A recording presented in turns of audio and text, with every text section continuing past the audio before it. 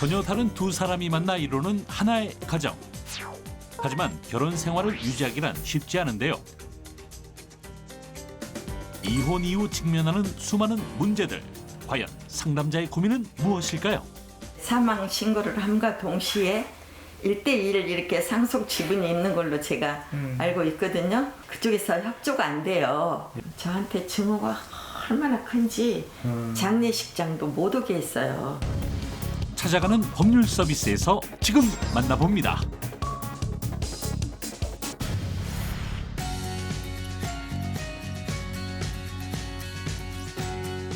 네, 찾아가는 법률 서비스 사연자님 집에 도착을 했는데요.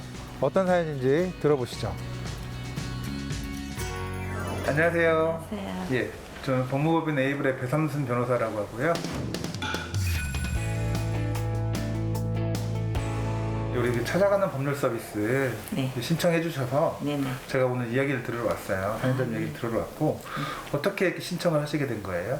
제가 이제 일부러 이제 시간 내서 그 변호사님들 찾아가기도 그런데 이렇게 방송을 들어보다가 이제 전화를 한번 해봤어요. 어떤 분쟁이 있으신 거예요? 제가 이제 이렇게 남편이 네네. 갑작스럽게 쓰러져가지고 이제 네. 얘기를 못하고 한 1년간 병원에 있다가 돌아가신 거예요. 예. 근데 상속인이 이제 저는 10년 전에 이혼을 해서 상속인은 아니고요. 예, 예. 이제 제 아들이 있고 남편 이제 전처의 아들이 있고 둘이 있어요, 자식이.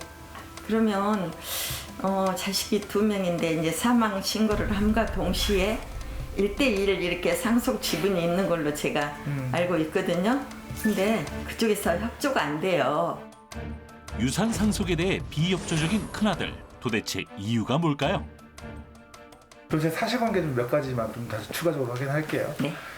전처라고 얘기를 하셔가지고 네네. 그러면은 지금 사연자님께서는 두 번째. 그러니까 두 번째 부인이시죠? 네네. 아 그러면은 남편분 입장에서는 이제 재혼을 하신 거네요. 네. 그러면 그 재혼하기 당시에 이미 전처 사이에 자식이 아들이 하나 있었고, 예예예. 그다음에 사연자님하고 결혼하신 후에 또. 추가 둘째 아들이 태어난 네네. 거죠. 아 네. 예. 결국은 이제 돌아가신 남편 입장에서 보면 이제 상속에 있는 직계 비속이 1순위가 되거든요. 예. 그 직계 비속이라는 거는 이제 내 아들, 예예. 그 전처와의 자식도 내 아들은 맞거든요. 그렇죠. 남편 입장에서 맞고 재혼하셔가지고 사연자님하고 사이에서 낳은 아들도 당연히 직계 비속에 해당이 돼요. 네네. 두 분이 이제 직계 비속이 있기 때문에 아 예.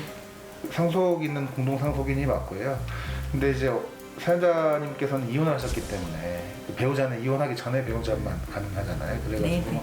아쉽게도 상속인 2명이 맞는 것 같아요. 네. 그리고 다 이미 조사를 그 자료들을 다 받아 보신 것 같아요. 금감원이라든지 예금이라든지 보험이라든지. 네.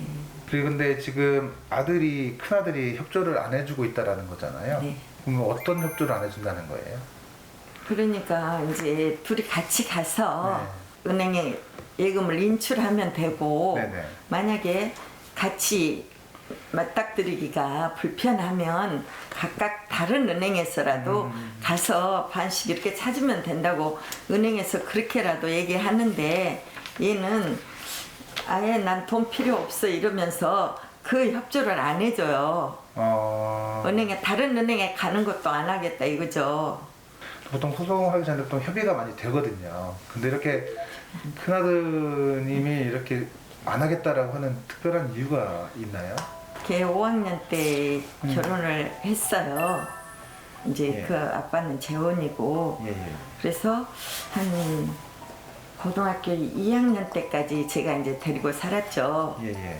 저는 저랑 살면서 그렇게 힘 안 들게 이제 이렇게 살았는데 얘가 나한테 그렇게 감정을 갖고 있으면서 저한테 증오가 얼마나 큰지 장례식장도 못 오게 했어요. 그래서 못 갔어요.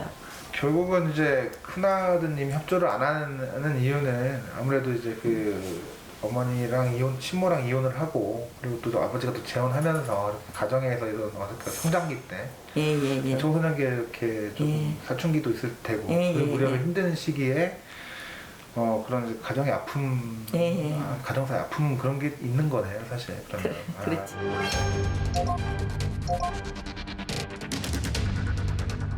상속인들 간 협의가 되면은 협의된 대로 분할을 하면 돼요. 근데 문제는 큰아들이 협조를 전혀 안 하기 때문에 상속재산 분할 협의가 안 되는 상태거든요. 그래서 법원에 상속재산 분할 심판을 해야 되는 상황인 것 같습니다. 상속재산을 분할을 해야 되는 거예요. 근데 문제는 지금 예금 같은 거, 보험 같은 거 이런 것들은 상속재산 분할 심판 대상에는 포함이 안 돼요.